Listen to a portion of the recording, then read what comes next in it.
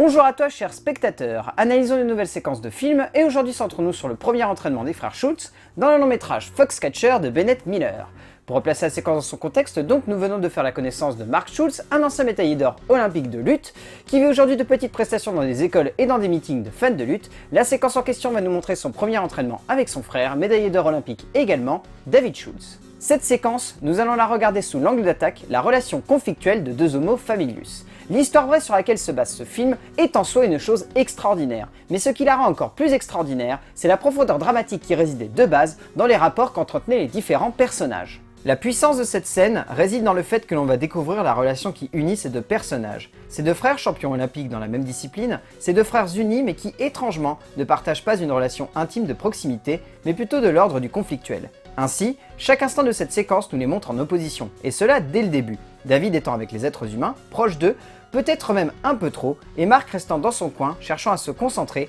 ou peut-être serait-ce de s'éloigner de ce qui lui semble être un monde sans le moindre sens, dans lequel son frère s'enferme et cherche à croire absolument. C'est ainsi que la relation est placée à la base, comme une relation d'opposés. Deux visions d'un monde, deux visions d'une discipline, deux frères ayant pour seul et unique terrain d'entente le sport qu'ils pratiquent ensemble. Et c'est ainsi qu'ils se retrouvent au centre de la séquence du film de Bennett Miller, l'un face à l'autre, sur un terrain qu'ils connaissent et qu'ils ont tous les deux maîtrisé, mais qui étrangement les désunit depuis maintenant plusieurs années, comme si par leur victoire, ces deux hommes avaient brisé un lien que l'un cherche pourtant à reconstruire. Durant toute la suite de la séquence, il va être fascinant de voir un frère, Mark, chercher à déséquilibrer et rentrer dans son aîné, et un autre, David, pousser celui-ci à se dévoiler et accepter le fait qu'il ne peut pas le saquer, mais que pour autant il doit accepter de travailler avec lui, mais surtout, et même avant tout, de le respecter comme un aîné. C'est ainsi qu'au fil de la séquence, Mark va donner des coups et refuser de se laisser entraîner au sol, là où David va accepter de les prendre et de les recevoir, pour mieux faire admettre à son frère qu'il a la maturité, là où Mark a la fougue. Au fil de la séquence, les coups deviennent durs, à l'image du rythme dramatique de celle-ci, qui prend de l'envergure et de l'ampleur au fil que ces deux hommes,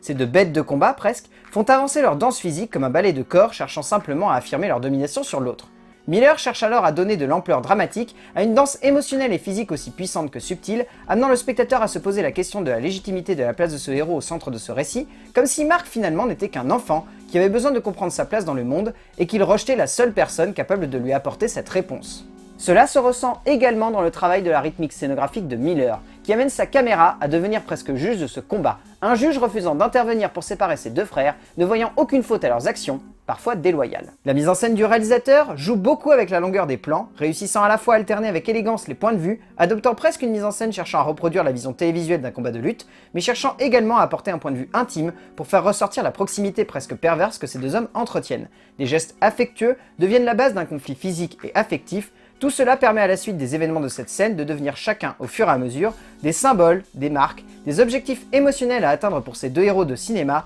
attachés par la famille, mais désunis par leur sport.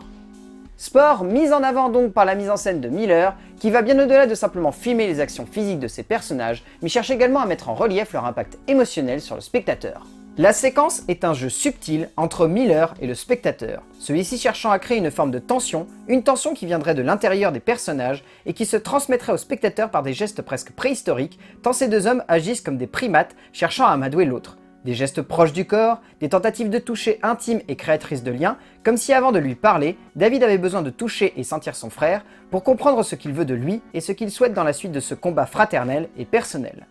Les gestes de ces personnages deviennent alors autant de tentatives de la part de David pour rejoindre et accompagner son frère, que de rejets de la part de Mark contre son frère, qui semble lui avoir volé la vie dont il souhaitait. On en vient même jusqu'à un symbole graphique, un frère qui éclate le nez de son aîné, comme pour briser ce lien du sang qui les unissait, ce frère choisissant ensuite de cracher ce lien au sol, comme pour accepter le rejet de son frère, et tenter ensuite de le mettre à terre, comme pour lui signifier que ce rejet est une condamnation à s'enfermer dans un monde qu'il ne l'acceptera jamais pour ce qu'il est. La séquence se termine ainsi, sur le visage de Mark cherchant à se dégager de l'étreinte de son frère, mais devant accepter non seulement que celui-ci est supérieur, mais surtout que même face contre terre, il doit admettre qu'il ne peut continuer à avancer et qu'il doit simplement accepter sa situation. Vous l'aurez compris donc, cette séquence c'est une magnifique relation conflictuelle mise en relief par le sport que pratiquent ces deux personnages. Comme d'habitude, je vous invite à re-regarder cette séquence pour vous faire votre propre avis et pourquoi pas votre propre analyse. On se retrouvera très vite pour analyser une nouvelle séquence de film et d'ici là, regardez un petit peu plus loin que ce que l'on essaye simplement de vous montrer au cinéma.